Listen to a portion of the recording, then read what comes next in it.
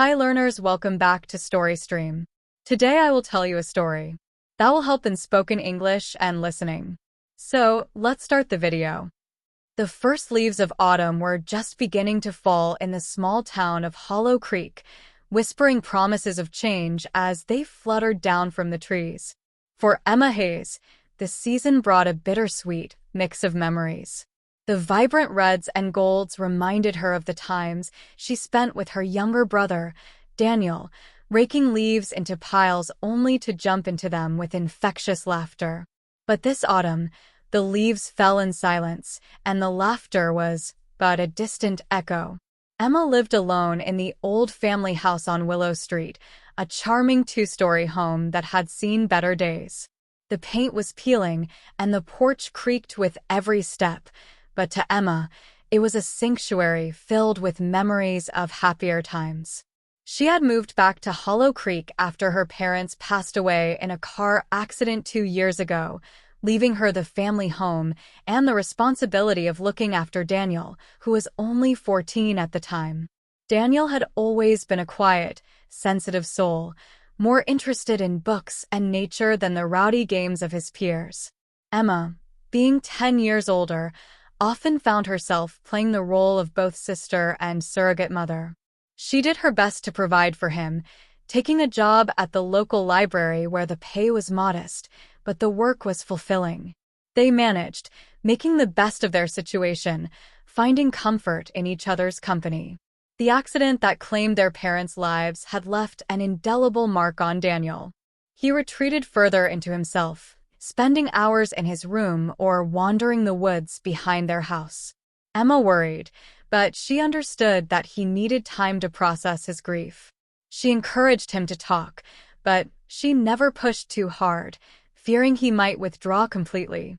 One crisp autumn afternoon, Daniel didn't come home from school. Emma's heart raced as she called his friends, but none of them had seen him.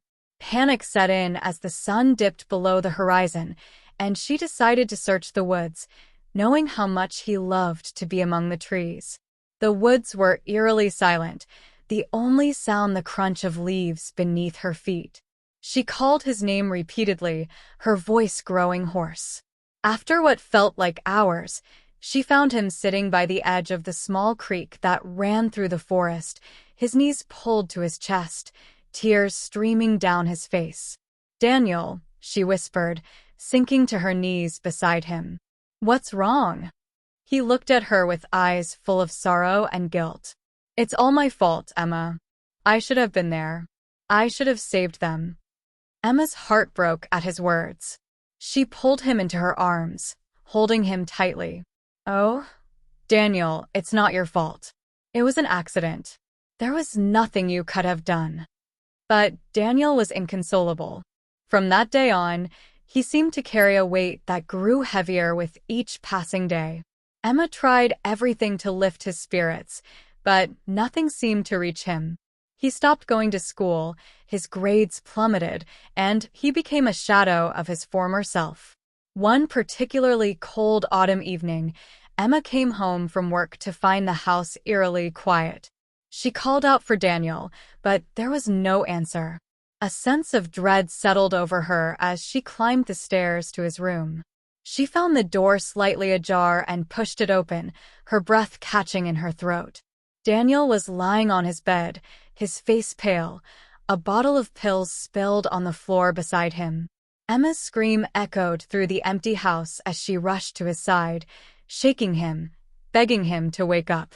She called 911, her hands trembling so badly she could barely dial the number. The paramedics arrived quickly, but it felt like an eternity. They worked on Daniel, their faces grim, but Emma knew in her heart that it was too late. She clung to his hand, tears streaming down her face, as they loaded him onto the stretcher and rushed him to the hospital. The hours that followed were a blur of sterile white walls, the smell of antiseptic, and the soft hum of hospital machines.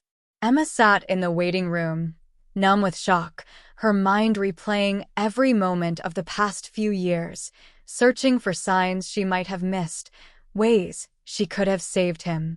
A doctor approached her, his expression kind but sorrowful. "I'm sorry," he said softly.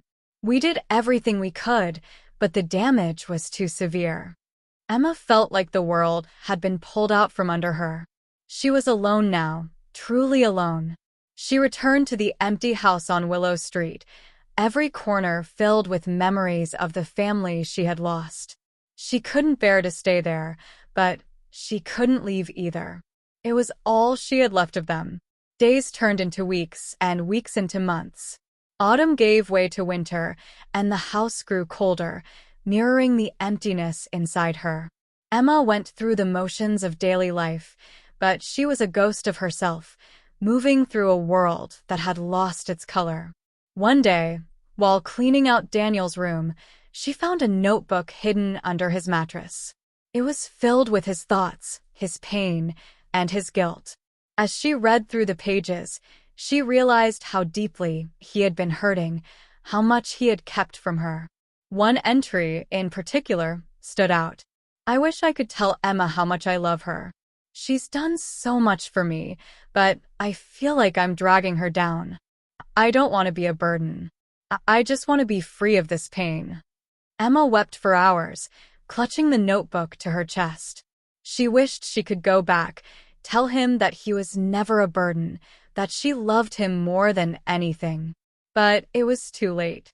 All she had left were memories and regrets. As the years passed, Emma found a way to carry on.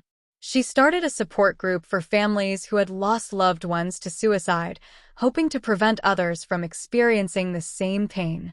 She dedicated herself to helping others, finding solace in their shared grief. But every autumn, as the leaves began to fall, she would sit by the creek where she had found Daniel that day, the echoes of their laughter mingling with the rustle of the leaves.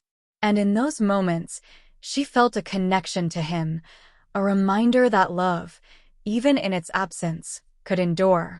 Emma's story became a testament to resilience, a reminder that even in the depths of sorrow, there could be a glimmer of hope. She learned to live with her grief, to cherish the memories of those she had lost, and to find strength in the love they had shared. And so, as the leaves of Hollow Creek continued to fall, Emma Hayes found a way to move forward, carrying the echoes of autumn in her heart, forever intertwined with the love and loss that had shaped her life.